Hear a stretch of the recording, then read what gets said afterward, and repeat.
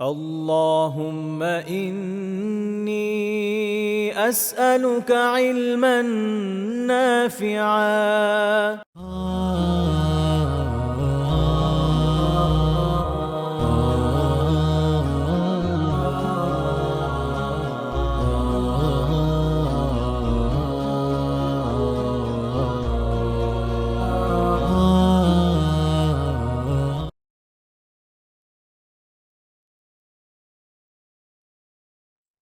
আসসালামু আলাইকুম ওয়া রাহমাতুল্লাহি ওয়া বারাকাতুহু। আলহামদুলিল্লাহ ওয়াসসালাতু ওয়াসসালামু আলা রাসূলিল্লাহ ওয়া আলা আলিহি ওয়া সাহবিহি ওয়া মান ওয়ালাহ, আম্মা বা'দ।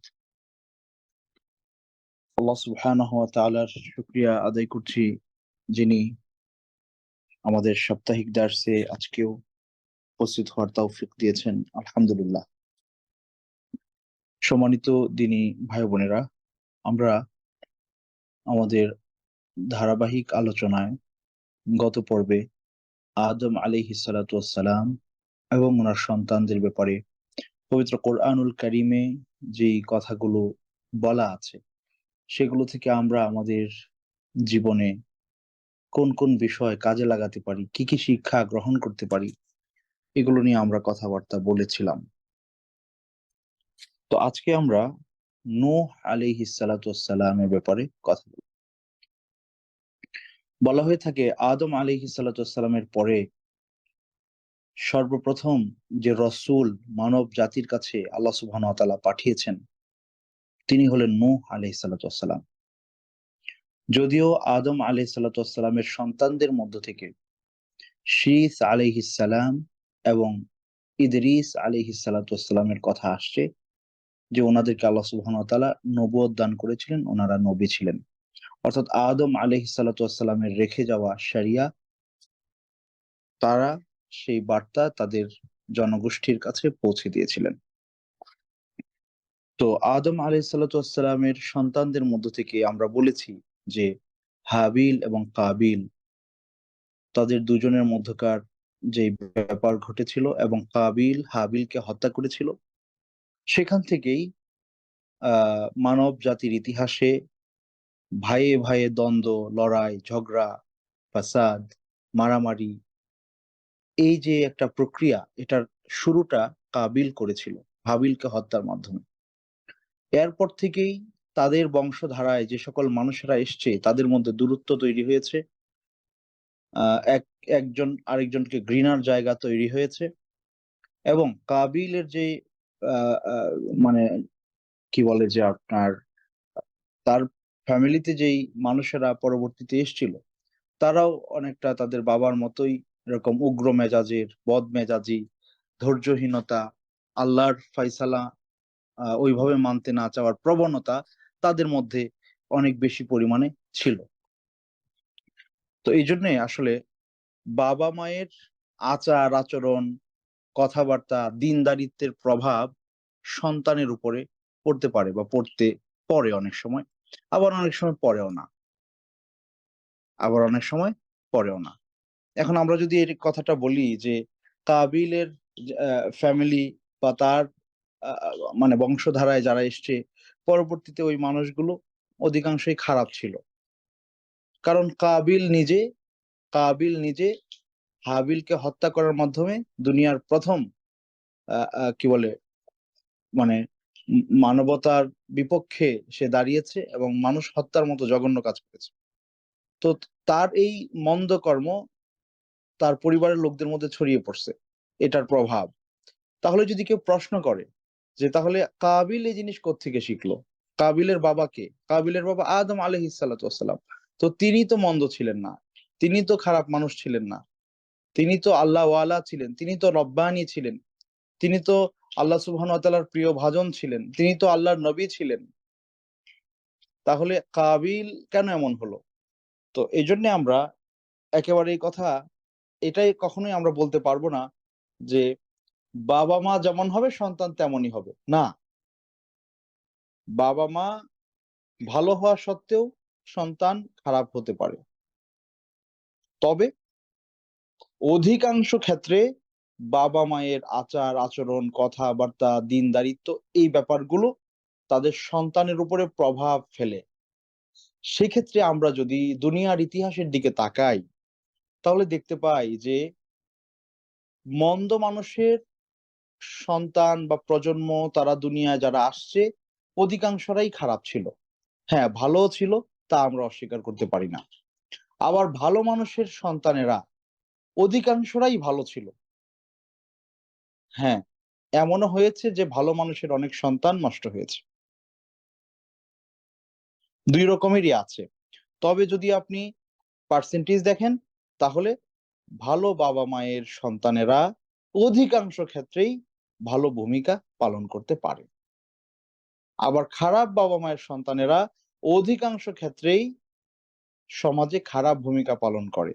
তবে এই কথা সত্য যে ভালো মানুষের স সন্তানরাও খারাপ হয়ে যায়, আবার খারাপ মানুষের সন্তানরাও ভালো অবদান দুনিয়াতে রাখতে পারে। ২ টারই দৃষ্টান্ত দুনিয়াতে আছে। নূহ আলাইহিস সালাতু ওয়াস-সালাম, যাকে নিয়ে আজকে আমরা কথা বলবো, তার সন্তান তার মতো হয় নাই। লূত আলাইহিস সালাতু ওয়াস-সালাম, উনার বংশের মানুষেরা অনেকেই উনার মতো হয় নাই। ভালো মানুষ, তাদের পরিবারের লোকজন খারাপ হইছে। কিন্তু কিন্তু আপনি দেখেন, ফিরআউন, তার ঘরে যেই নারী ছিলেন, তার প্রশংসা আল্লাহ কোরআনে করেছে। ইব্রাহিম আলাইহিস সালাতু ওয়াস-সালামের বাবা, ইব্রাহিম আলাইহিস সালাতু ওয়াস-সালামের বাবা আল্লাহদ্রোহী ছিলেন, পৌত্তলিক ছিলেন, মুশরিক ছিলেন। অথচ তাকে আল্লাহ সুবহানাহু ওয়া তাআলা এই উম্মার লিডার বানিয়েছেন।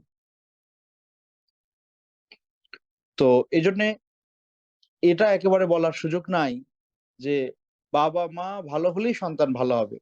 বাবা-মা খারাপ হলেই সন্তান খারাপ হবে। না। তবে অধিকাংশ ক্ষেত্রে বাবা-মায়ের কাজকর্ম, কথাবার্তা, আচার-আচরণ, চলাফেরা, দিনদারিত্বের প্রভাব তাদের সন্তানদের উপরে পড়ে। এই কারণে আমরা চেষ্টা করব উত্তম বাবা-মা হওয়ার জন্য। যাতে করে আমাদের সন্তানেরা আমাদের থেকে শিখতে পারে। সন্তানরা অনেক বেশি অনুকরণ প্রিয়। আপনি সারাদিন স্মার্টফোন নিয়ে পড়ে থাকবেন, আপনার বাচ্চাটাও স্মার্টফোন হাতে নিতে চাইবে। তাকে আপনি যতই না বলেন, সে হাতে নিবেই, কারণ আপনি হাতে নিয়ে রাখেন। আপনি বই নিয়ে রাখেন, আপনি বই পড়েন, আপনি কোরআন হাতে নিয়ে রাখেন, আপনার বাচ্চাটা বই খুঁজবে। আপনার ২ বছরের বাচ্চাটা আপনার হাতে যখন কোরআন দেখবে, সে এরকম একটা অবিকল আরেকটা কপি তার হাতে যেন থাকে, সেটা চেষ্টা করবে। সে তার বইটা খুঁজে বের করে সেটা হাতে নেওয়ার চেষ্টা করবে। সো তারা সাধারণত অনুকরণ প্রিয় হয়। আল্লাহ রাসূল সাল্লাল্লাহু আলাইহি ওয়াসাল্লাম এক হাদিসে বলেছেন যে, "কুল্লু মাউলুদিন ইউলাদু আলাল ফিতরা।" প্রত্যেক আদম সন্তান তারা ফিতরাতের উপরে, ইসলামের উপরেই জন্মগ্রহণ করে। ফাআবাওয়াহু ইউহাউইদানিহি আও ইউনাসসিরানিহি আও ইউমাজ্জিসানি। এরপরে তার বাবা-মা তাকে ইয়াহুদি বানায়, নাসারা বানায়, অগ্নিপূজক বানায়। বাবা-মার দ্বীনের উপরে সে গড়ে ওঠে। এই যে আমাদের সমাজে যারা হিন্দু আছে, তাদের সন্তানেরা কি হয়? হিন্দু হয়। বাবা-মা হিন্দু, সন্তানও হিন্দু হয়ে বড় হচ্ছে। তো বাবা-মায়ের প্রভাব সন্তানের উপর অনেক বেশি পড়ে। এই দিকটায় আমাদের খেয়াল রাখতে হবে। তবে এ কথাও সত্য যে অনেক ভালো বাবা-মায়ের সন্তানও মন্দ হয়ে যেতে পারে। সেক্ষেত্রে আল্লাহ সুবহানাহু ওয়া তাআলার কাছে উনারা জিজ্ঞাসিত হবেন না, যদি তিনি তাদের যদি তিনি তাদের দায়িত্ব পালন করেন। তো নূহ আলাইহিস সালাতু ওয়াস সালাম, উনার ব্যাপারে পবিত্র কোরআনুল কারীমে আল্লাহ সুবহানাহু ওয়া তাআলা একটা সূরাই নাজিল করেছেন। সেই সূরাটার নাম হচ্ছে সূরাতুন নূহ। পবিত্র কোরআনের ৭১ নাম্বার সূরা, সূরাতুন নূহ। নূহ আলাইহিস সালাতু ওয়াস সালাম দুনিয়াতে ৯৫০ বছর বেঁচে ছিলেন। ৯৫০ বছর। ৯৫০ বছর তিনি যতদিন দুনিয়াতে ছিলেন, মানুষকে আল্লাহর পথে আহ্বান করেছেন। এবং সূরা নূহে আল্লাহ সুবহানাহু ওয়া তাআলা নূহ আলাইহিস সালাতু ওয়াস সালামের সেই দাওয়াতি, সেই সংগ্রামী জীবনের বর্ণনা পুঙ্খানুপুঙ্খ রূপে একটার পর একটা সুন্দর করে আল্লাহ সুবহানাহু ওয়া তাআলা বলে গেছেন যে কিভাবে তিনি তার দাওয়াতের কাজগুলো করেছেন। কতটা ধৈর্যশীল হলে পরে একজন মানুষ এত লম্বা সময় দাওয়াতের কাজ করতে পারেন।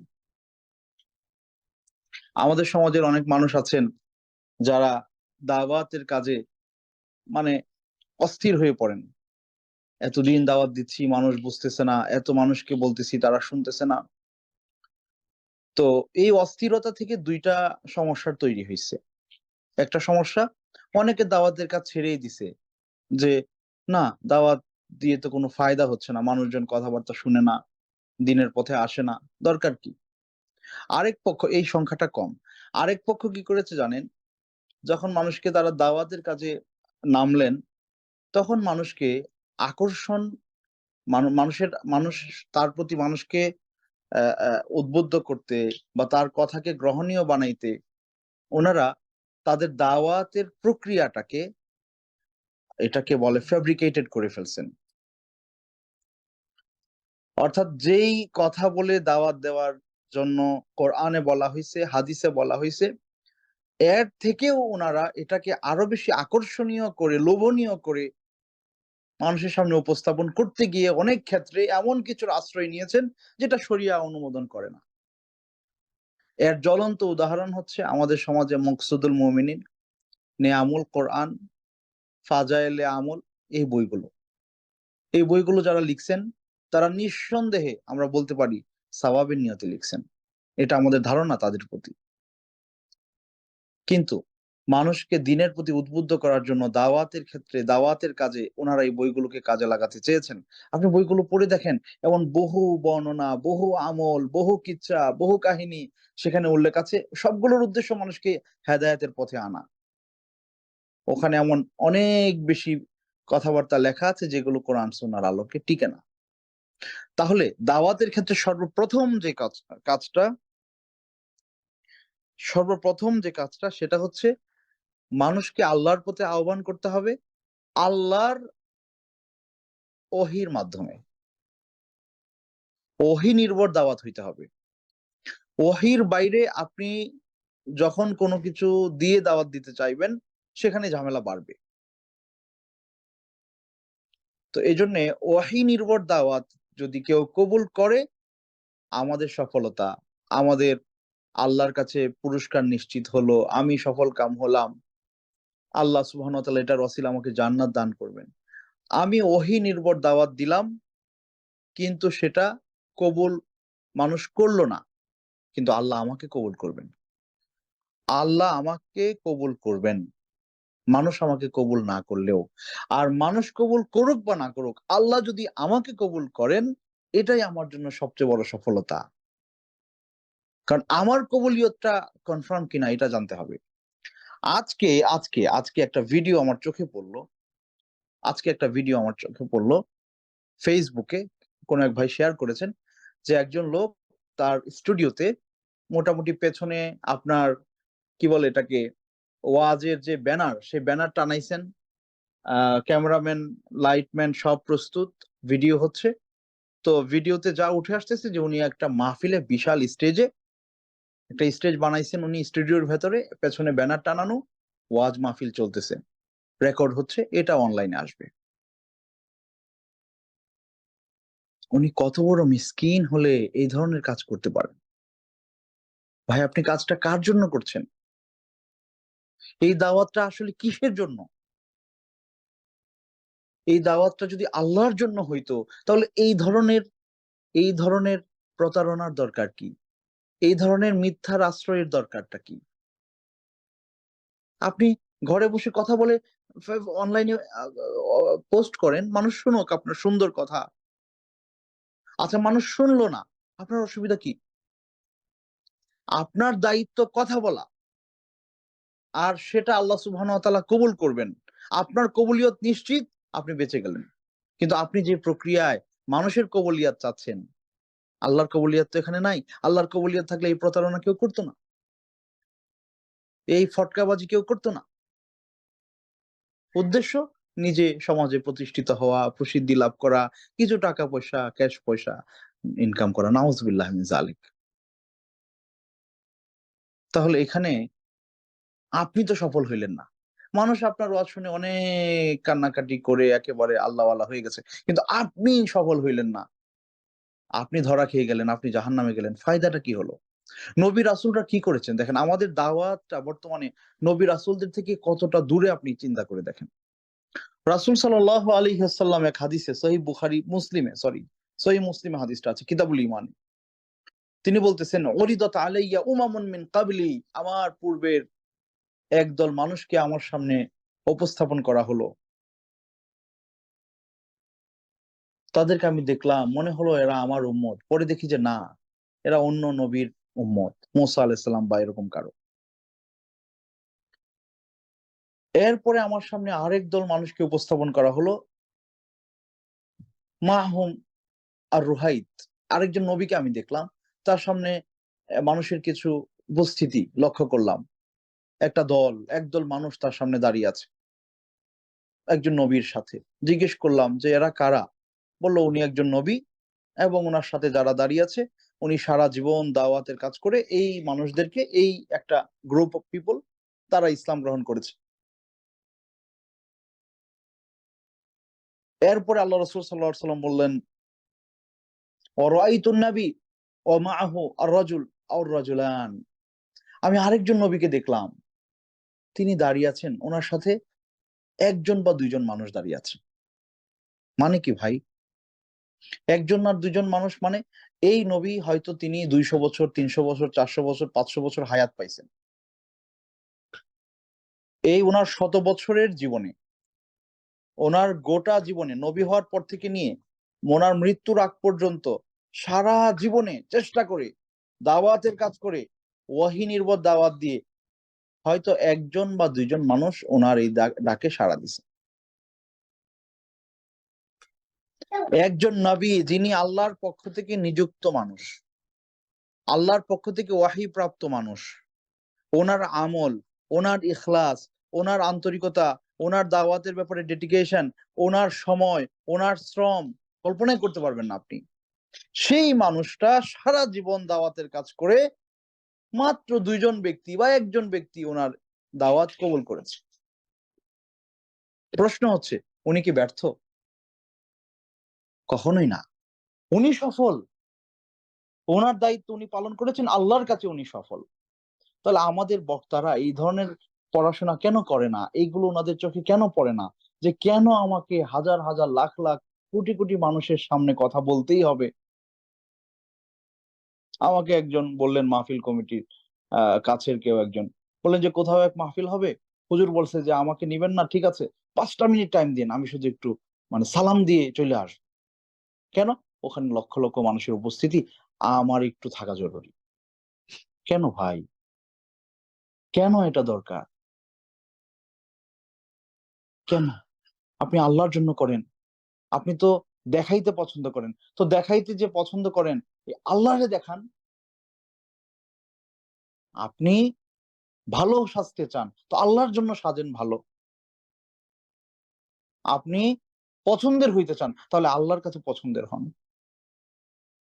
আপনি সমাদৃত হতে চান, আসমানবাসীর কাছে সমাদৃত হন।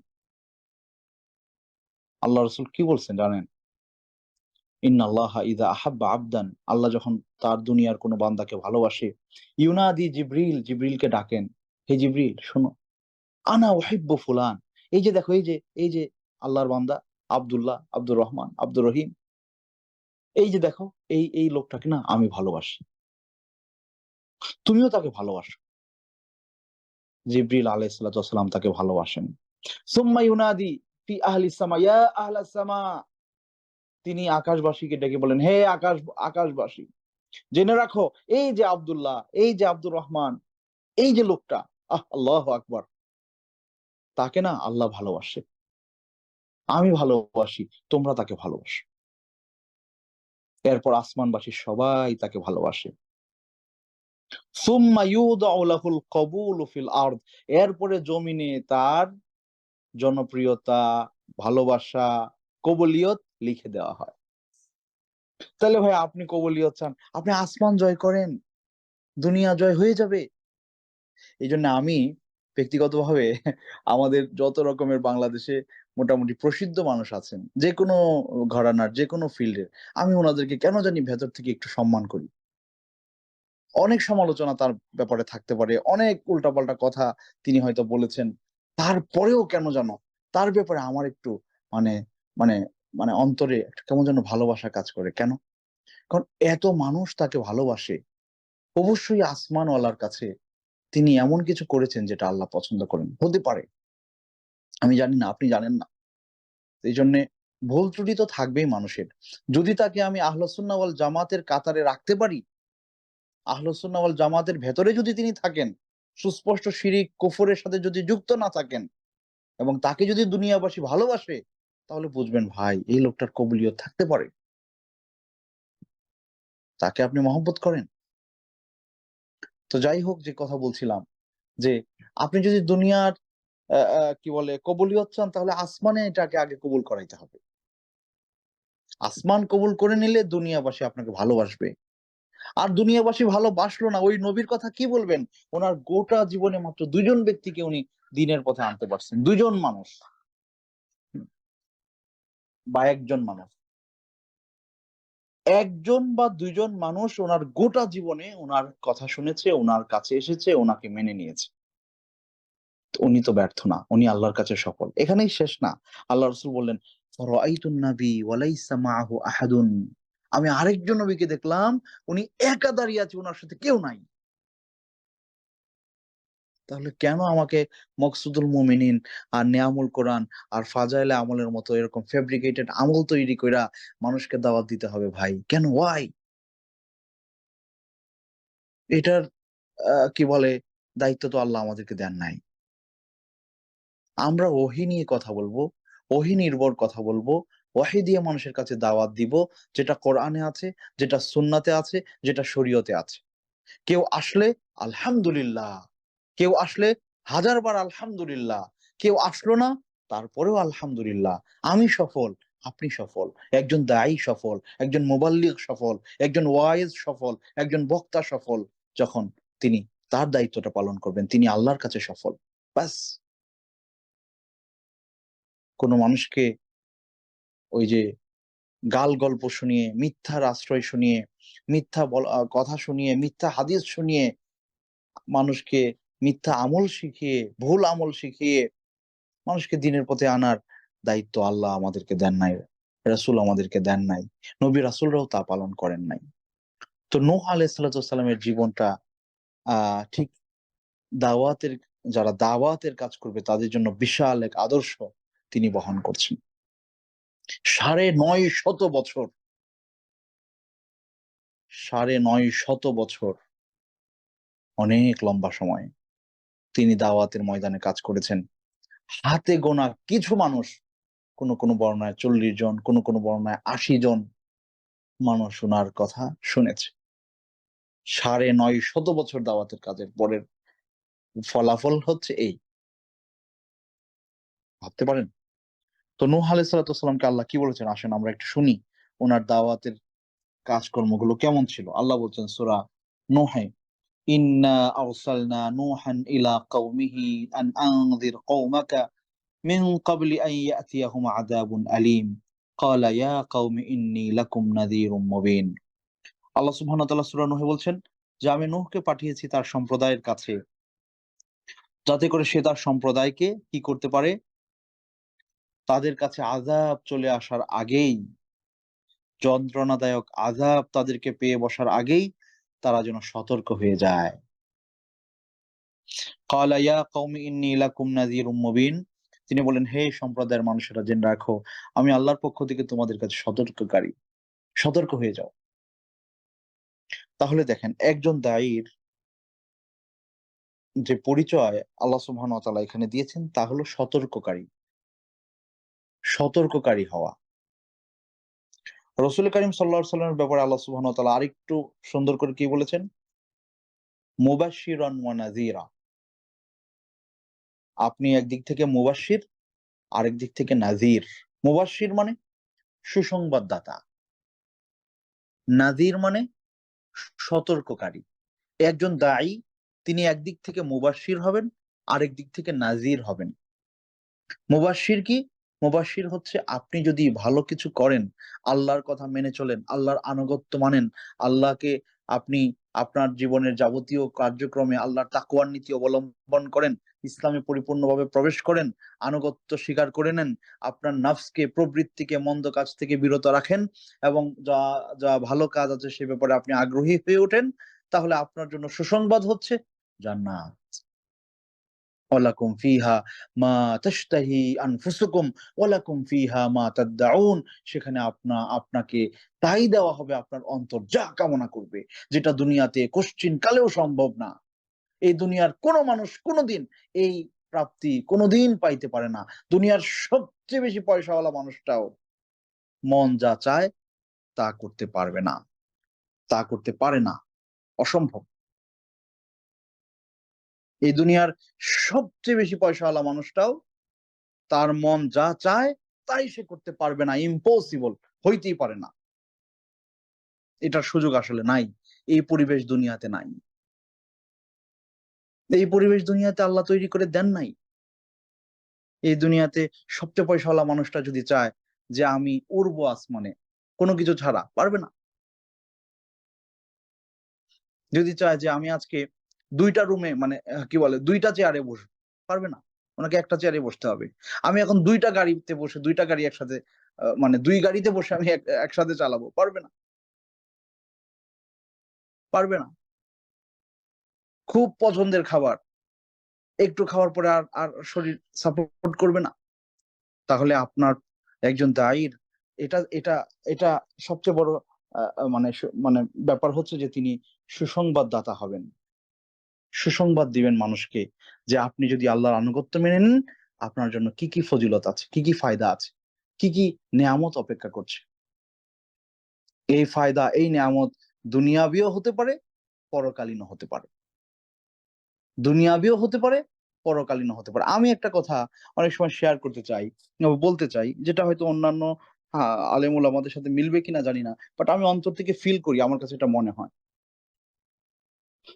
আমরা সাধারণত ওয়াজ করি, নসিহত করি, মানুষকে নামাজি বানাইতে চাই, কোরআন পড়াইতে চাই, ইবাদত বন্দিগিতে ব্যস্ত রাখাতে চাই, এবং আমরা সাধারণত কোরআন হাদিস আমাদেরকে তাই বলেছে যে আখেরাতের পরকালীন একটা প্রাপ্তি এটার পেছনে আছে। আমি যদি নামাজ আদায় করি আল্লাহ আমাকে রিওয়ার্ড দিবেন পরকালে, আমি যদি কোরআন তেলাওয়াত করি আল্লাহ আমাকে পরকালে রিওয়ার্ড দিবেন, আমাকে আল্লাহ জান্নাত দান করবেন।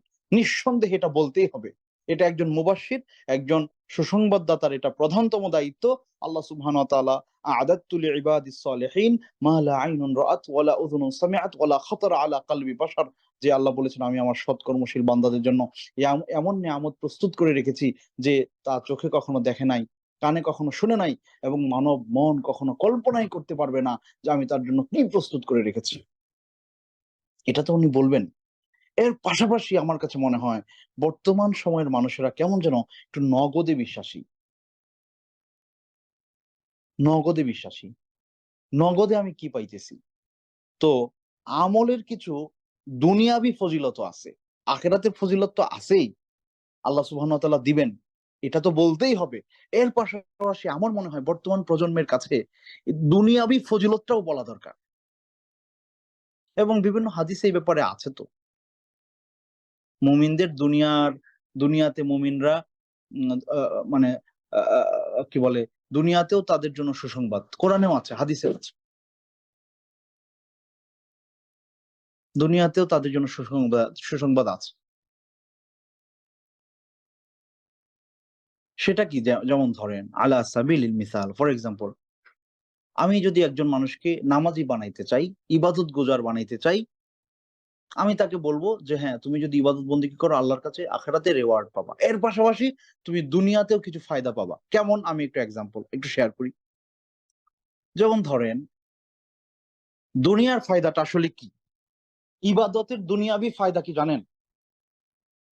ইবাদত বন্দেগীর দুনিয়াবি ফায়দা হচ্ছে ইবাদত বন্দেগী আপনাকে দুনিয়াতে সুস্থ জীবন দান করবে, ক্লান্তিহীন জীবন দান করবে, আপনার সুখ, শান্তি, সমৃদ্ধি দান করবে।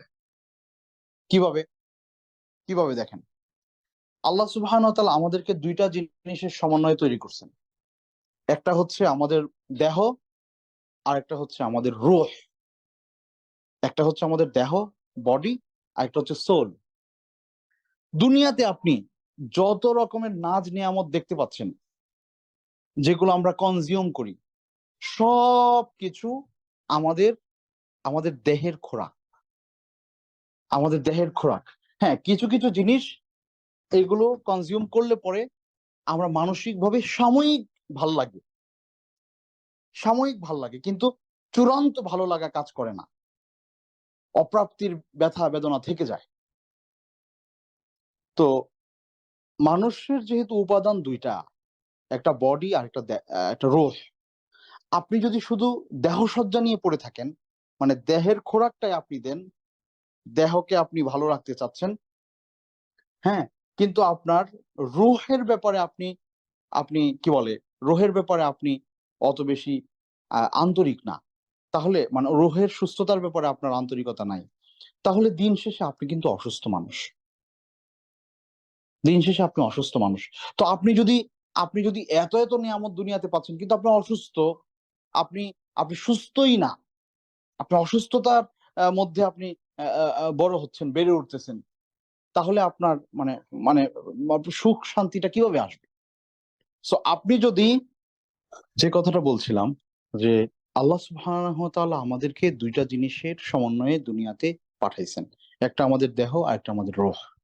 দুনিয়াতে যত নাজ নেয়ামত আছে সবকিছুর মাধ্যমে আমরা আমাদের দেহের খোরাক পাই। কিন্তু আমাদের আত্মার পরিপূর্ণ তৃপ্তি দুনিয়ার কোনো কিছু দিয়ে মিটে না। আপনার ধরেন আপনার সুখ শান্তির জন্য একটা বাড়ি লাগবে। আপনি একটা বাড়ি করলেন। কিছুদিন পরে মনে হবে আমার যদি এখানে না ওইখানে আরেকটা বাড়ি থাকতো ভাল লাগতো। এটা দুনিয়ার মানুষের বাস্তবতা। অর্থাৎ আপনার মন কেন যেন যত কিছুই আপনি পান না কেন, আপনি স্যাটিসফাইড না। আপনি আপনি সন্তুষ্ট না। আপনার মানে অস্থিরতা কোনোভাবেই কাটতেছে না। অভাব কোনোভাবেই শেষ হচ্ছে না। এত কিছু থাকার পরেও। তাহলে আপনি আপনার এই স্যাটিসফ্যাকশন কিভাবে আনবেন? আল্লাহ সুবহানাহু ওয়া তাআলা কোরআনে বলেছেন, "আলা বিযিকরিল্লাহি তাতমাইন্নুল কুলুব।" হে মানুষেরা জেনে রাখো, আল্লাহর স্মরণ, আল্লাহর কাজ, আল্লাহর ইবাদাত, জিকির, আজকার, তাসবিহ, তাহলিল, এই যে ইবাদতগুলো আমরা করছি, এগুলো আমাদের অন্তরকে প্রশান্ত করে। এগুলোর মাধ্যমে আমাদের অন্তর খোরাক পায়। তাহলে আপনি নামাজ পড়লে পরকালে জান্নাত পাবেন, সুন্দর। দুনিয়াতেও আপনি মানসিক প্রশান্তি পাবেন। তাহলে আপনি আপনার শরীর চর্চা করতেছেন, শরীরটা যেন ভালো থাকে। হ্যাঁ? তাহলে আপনি যদি ইবাদতও করেন এটার পাশাপাশি, তাহলে আপনার শরীরও ভালো থাকবে, আবার মনও ভালো থাকবে। তাহলে দুনিয়াতেও যদি আপনি সুস্থ থাকতে চান, ভালো থাকতে চান, হ্যাঁ? সুস্থ জীবন আপনি চান, সুস্থ জীবন মানে শুধু সুস্থ শরীর না। তাহলে আপনার ওই যে ধরেন সুইজারল্যান্ডের আ অ কি বলে সুইসাইড এর কি বলে রেটিং অনেক সময় বেশি হয়ে যায়। কেন? ওদের সব আছে। টাকা, পয়সা, নারী, গাড়ি, বাড়ি, এভরিথিং। তারপরেও মানুষ দুনিয়াতে বাঁচতে চায় না। কেন? কারণ তারা মানসিকভাবে স্যাটিসফাইড না। সো এই মানসিক সুস্থতার জন্য ইবাদত ছাড়া দুনিয়াতে আর কিচ্ছু নাই। কেন? কারণ মন সবসময় ইনফিনিটির দিকে দৌড়ায়। অসীম চায়, অসীম চায়, অসীম চায়। সো আল্লাহ হলেন ইনফিনিটি। আর দুনিয়াতে কোনো কিছু ইনফিনিটি না। সো এটা যখন আপনি আল্লাহর সাথে মিলিয়ে ফেলবেন, এই আপনার অন্তঃকরণ যখন আল্লাহর সাথে মিলে যাবে, আল্লাহর কাজে মিলবে, আল্লাহর ইবাদতে মিলবে, তখন সে খোরাক পাইতে থাকবে। তখন সে স্যাটিসফাইড হইতে থাকবে। এইজন্যে যারা আ আধ্যাত্মিকভাবে ইবাদতের মাধ্যমে আল্লাহর সাথে যত বেশি কানেক্টেড, দেখবেন বডির খোরাক, দুনিয়াতে যা আছে সব এগুলো বডির খোরাক। বডির জন্য প্রসাধনী, বডির ফিডিং, এগুলো দেখবেন তাদের কম লাগে। এজন্য নবী রাসূলরা দুনিয়ার ঘর-বাড়ি, টাকা-পয়সা এগুলো উনাদের কোনো কিছুই দরকারই মনে হইতো না। এগুলো ঝামেলা মনে হইতো। কেন? কারণ উনি উনি আধ্যাত্মিকভাবে উনার অন্তঃকরণটাকে এমন জায়গায় নিয়ে গেছেন, যেটা অসীমের সাথে এমনভাবে মিলে গেছে, এগুলোকে মানে কি বলে যে এগুলো কোনো কাজের কিছু মনে হয় না। এখন ধরেন আপনার বয়স ধরেন আজকে ৩৫-৪০ বছর। আমি যদি খুব ভালো একটা খেলনা আপনাকে এনে দেই, অনেক দামি খেলনা, হ্যাঁ? যেটা আপনার ৩-৪ বছরের বাচ্চা পাইলে তো অনেক খুশি। বাট আপনাকে যদি দেই, আপনার কাছে এটার কোনো মূল্য ওইভাবে থাকবে না। জিনিসটা কিন্তু মূল্যবান, আপনার বাচ্চার কাছে, কিন্তু আপনার কাছে না। কেন? কারণ আপনি আসলে এই বাচ্চাদের অবস্থায় নাই।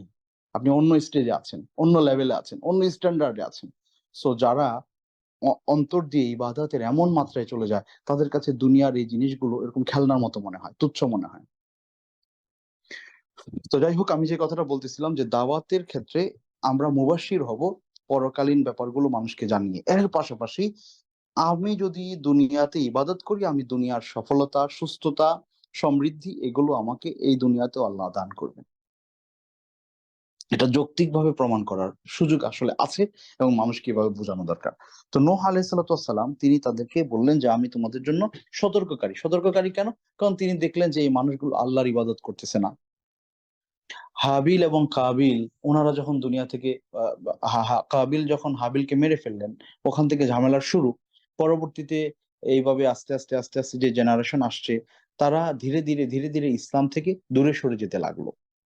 বিশেষ করে এরকম বর্ণনা আছে যে কাবিলের সম্প্রদায়ের লোকজন আস্তে আস্তে তাদের পাপাচার, অনাচার, আ আ মন্দ কাজ এগুলো শয়তান তাদের সামনে এগুলোকে অনেক বেশি আকর্ষণীয় করে তুলল। এবং এমন একটা কাজ করল যে তৎকালীন সময়ে আ এক ধরনের উৎসব মুখর পরিবেশ সেখানে শুরু হলো। সে উৎসব মুখর পরিবেশে বিভিন্ন উৎসব আয়োজন এরকম কিছু মানুষের গ্যাদারিং। সেখানে সুন্দরী নারীদেরকে উপস্থাপন, আ আ বিভিন্ন ধরনের কাজকর্ম তারা চালাইতে লাগলো। তো হাবিলের যেই বংশের লোকজন, হ্যাঁ, তাদের মধ্য থেকে ১ জন বা ২ জন এই ধরনের কাজ কোনো একবার কোনোভাবে ওখানে দেখার পরে তাদের কাছে খুব ভাল লাগলো। দেখে খুব ভাল লাগছে। চুলকানির মতো। চুলকানি যখন হয় তখন সাময়িকভাবে খুব ভাল লাগে। তো মন্দ কাজ হচ্ছে অনেকটা চুলকানির মতো। যখন চুলকায় তখন খুব ভাল লাগে। পরে তো অসুবিধা হয়। তো যাই হোক, তো সে ওখানে গিয়ে এটা তার কাছে খুব ভালো লাগছে। এভাবে আস্তে আস্তে ধরেন মানুষ পাপের রাজ্যে যখন হারিয়ে গেছে, তখন মানুষ অনাচার, দুরাচার, আ আ মন্দ কর্ম করতে আর পিছপা হয় না। বেশি দূরে যাওয়ার দরকার নাই। বর্তমানে আমাদের সৌদি আরবে বর্তমানে আমাদের সৌদি আরবে বর্তমান যে প্রজন্ম তৈরি হচ্ছে, তাদের সন্তানেরা যারা আসবে এই দেশে, মনে হয় না তারা আর পর্দা-পর্শিদা করবে। মনে হয় না তারা আর ঠিকমতো নামাজ আদায় করবে। মনে হয় না তারা আর ওইভাবে আল্লাহকে ভালোবাসবে। যেভাবে তাদের দাদা-দাদি, নানা-নানিরা ভালোবাসতেছে। আফসোস! কল্পনা করতে পারবেন না। এখন বর্তমানে সৌদি আরবে পর্দা-পর্শিদা ইখতিয়ারি। চাইলে আপনি করতে পারেন, না চাইলে অসুবিধা নেই। আগে ছিল ইজবারি, করতেই হবে। সলাত ইখতিয়ারি। চাইলে পড়তে পারেন, না চাইলে কেউ কিছু বলবে না। আগে ছিল ইজবারি। তো এখন যেই প্রজন্ম তৈরি হচ্ছে, এই যে কনসার্ট হচ্ছে, অ্যা যুবক ছেলেমেয়েরা সেখানে যাচ্ছে, তাদের সন্তানেরা পর্দানশীল হবে বর্তমানে যারা আ আ তাদের নানা-নানি, দাদা-দাদি তাদের মতো, এটা এটা চিন্তা করাটা বড় কঠিন মনে হয়। তাহলে এই অশ্লীলতার প্রসার এবং নারী এবং পুরুষদের অবাধ মেলামেশা সুযোগ করে দেয়াটা একটা জাতির ধ্বংসের এটা হলো শুরু। এখান থেকে আপনি যখন মেইন রোড থেকে সার্ভিস রোডে গাড়ি চালাবেন আর মেইন রোডে উঠবেন না, সার্ভিস রোডে চলতেই থাকবেন, একসময় আপনি পেছনে চলে যাবেন। ওই সার্ভিস রোড আপনাকে অন্য রাস্তার দিকে উল্টা রাস্তায় নিয়ে যাবে। আপনি কল্পনাও করতে পারবেন না কোথায় চলে যাচ্ছেন। তো আল্লাহ সুবহানাহু ওয়া তাআলা আমাদের হেফাজত করুন। আল্লাহুম্মা আমিন। তো নূহ আলাইহিস সালাতু ওয়াস সালাম তিনি তার দাওয়াতের কার্যক্রম কেমন ছিল আমরা আরেকটু আলোচনা করে আজকে শেষ করব। তো উনি বললেন মানুষদেরকে আনি আবুদুল্লাহ ওয়াত্তাকুহু ওয়া আতিউন, হে মানুষেরা তোমরা আল্লাহর আনুগত্য মেনে নাও, আল্লাহর গোলামি মেনে নাও, আল্লাহকে রব হিসেবে মানো, আল্লাহকে ইলাহ হিসেবে মানো, তাকে ভয় করো এবং তার কাজগুলো যা তিনি অর্ডার করেছেন তা পালন করো, যা নিষেধ করেছেন তা থেকে বিরত থাকো। তাহলে কি হবে? তোমরা যদি এভাবে তাওবা করে ফিরে আসো আল্লাহর কাছে, ইয়াগফির লাকুম মিন যুনুবিকুম ওয়া ইউআখিরকুম ইলা আজালিম মুসাম্মা। তোমরা যদি আল্লাহকে ভয় করো এবং আ ঈমানদার হও, আমলে সালেহ করো, আল্লাহ তোমাদের পূর্বের গুনাহগুলো মাফ করে দিবেন। পূর্বের গুনাহগুলো মাফ করে দিবেন এবং ওই তোমাদের পুরস্কারের জন্য আল্লাহ তোমাদেরকে নির্বাচিত করবেন। তো এইভাবে যখন তিনি দাওয়াত দিতে লাগলেন, অনেক মানুষ বা প্রায় সকল মানুষই উনার এই দাওয়াত কবুল করতে চাইল না, গ্রহণ করল না। তখন তিনি আল্লাহ সুবহানাহু ওয়া তাআলার কাছে বলছেন যে, "আল্লাহ, রব্বি ইন্নী দাআউতু কওমি লাইলা ওয়া নাহারা।" হে আল্লাহ, দেখো, আমি আমার এই জাতিগোষ্ঠীকে দিনে রাতে যখনই সুযোগ পাচ্ছি, দিন রাত, দিনকে রাত বানিয়ে রাতকে দিন বানিয়ে আমি দাওয়াতের কাজ করতেছি। ইন্নী দাউতু কওমি লাইলা ওয়া নাহারা। আমি দিনে রাতে আমার সম্প্রদায়কে তাদের মধ্যে দাওয়াতের কাজ করতেছি। ফালাম ইয়াজিদহুম দুআই ইল্লা ফিরারা। আমার এই দাওয়াত আমি যতই দিচ্ছি, এরা শুধু আমার থেকে দূরেই চলে যাচ্ছে। আমার এই দাওয়াত কেউ কবুল করতেছে না।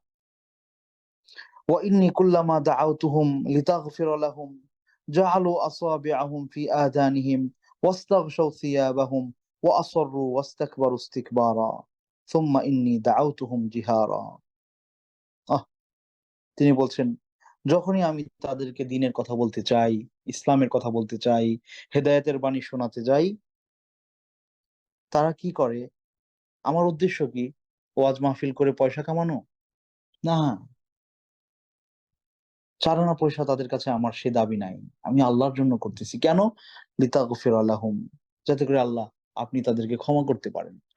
তাদের ক্ষমার জন্য আমি তাদের পেছনে ছুটতেছি। কিন্তু তারা কি করতেছে? জাআলু আসাবিআহুম ফি আযানিহিম, এরা এদের কানের মধ্যে আঙ্গুল দিয়ে রাখে, আমার কথা শুনে না। এটা হাকিকিও হতে পারে, মাজাজও হতে পারে। হাকিকি মানে সত্যি, সত্যি ওরা কানের মধ্যে আঙ্গুল দিয়ে রাখতো যে, "আমি শুনি না। আপনি যা বলার বলে চলে যান।" নাছোড়বান্দা বলতেছে, "বলেন, আমি কানে হাত দিয়ে রাখছি, শুনি না।" আরেকটা হচ্ছে, মানে তারা কোনোভাবে উনাকে পাত্তা দিত না। কোন কথাই শুনতো না। আল্লাহু আকবার। ওয়াস্তাগশাw সিয়াবাহুম, তারা আমাকে দেখে নিজেরা কাপড়-চোপড় দিয়ে নিজেদেরকে ঢেকে ফেলতো। আ মানে নিজেরা সরে যাইত। আমাকে সহ্যই করতে পারত না। এই অবস্থায় একজন মানুষ ৯৫০ বছর দাওয়াত চালিয়ে গেছে। কল্পনা করার মতো বিষয়। এরপরে তিনি বলছেন, সুম্মা ইন্নী দাআউতুহুম জিহারা সুম্মা ইন্নী আলানতু লাহুম ওয়া আসরারতু লাহুম ইসরারা ফাকুলতু ইস্তাগফিরু রাব্বাকুম ইন্নাহু কানা গাফফারা। আমি তাদেরকে প্রকাশ্যে, অপ্রকাশ্যে, গোপনে যত রকমের প্রক্রিয়া আছে তাদেরকে বলার, নসিহত করার সকল প্রক্রিয়া আমি চেষ্টা করেছি। কিন্তু তারা কেউ আমাকে ওইভাবে গ্রহণ করে নাই। একেবারে হাতে গোনা কিছু মানুষ ছাড়া। সম্মানিত দিনী ভাইরা, প্রিয় বোনেরা যারা আমাদের সাথে যুক্ত আছেন, আমাদের সবার জন্য এখানে শিক্ষা আছে। আমি নিজে আল্লাহর কাজ করব, আমার পরিবারের মাঝে, আমার পরিচিত জনের মাঝে, আমার প্রভাব আছে এমন মানুষদের কাছে, এবং এটার জন্য আল্লাহ সুবহানাহু ওয়া তাআলার সাথে শেয়ার করা আল্লাহকে, যে আল্লাহ, আমি দ্বীনের জন্য কাজ করতেছি, তুমি দেখতেছো। আমরা কয়জন আসলে কাজ করে, করে আল্লাহকে এভাবে শেয়ার করে বলি যে, আল্লাহ, আমি আমার সন্তানকে লালন পালন করতেছি, আল্লাহ তুমি দেখতেছো। চেষ্টা করতেছি, হচ্ছে না, তুমি রহম করো। বলতেছি, শুনতেছে না, তুমি রহম করো। চেষ্টা চালাচ্ছি, ঠিক করতে পারতেছি না, আল্লাহ তুমি রহম করো। এভাবে একজন দাঈর সবচেয়ে বড় গুণ হচ্ছে, তিনি যার ওকালতি করছেন সেই মালিকের সাথে তার অন্তরের একটা সম্পর্ক তৈরি হবে এই দাওয়াতের মাধ্যমে। আর এটাই একজন দাঈর সবচেয়ে বড় মজার জায়গা। সবচেয়ে বড় মজার জায়গা। যে একটা ওসিলায়, এই রশি দিয়া, এই দাওয়াতের রশির কারণে আমি আল্লাহর সাথে সংযুক্ত হয়ে গেলাম। আমার দুঃখ, কষ্ট, আমার প্রাপ্তি, অপ্রাপ্তি সবকিছু আমি উনাকে শেয়ার করতে পারতেছি। একটু চিন্তা করে দেখেন তো সম্মানিত ভাইয়েরা। আপনি একজন মা, আপনি একজন দায়ী। আপনি একজন বাবা, আপনি একজন দায়ী। আপনি একজন স্বামী, আপনি একজন দায়ী। আপনি একজন স্ত্রী, আপনি একজন দায়ী। একটু চিন্তা করে দেখেন, আপনার সন্তানের মাঝে, আপনার স্বামীর মধ্যে, আপনার স্ত্রীর মধ্যে, আপনার বাবা-মায়ের মাঝে যে ত্রুটিগুলো আছে, এগুলো এভাবে দূর করার জন্য আমরা কতটা সময় দিয়েছি।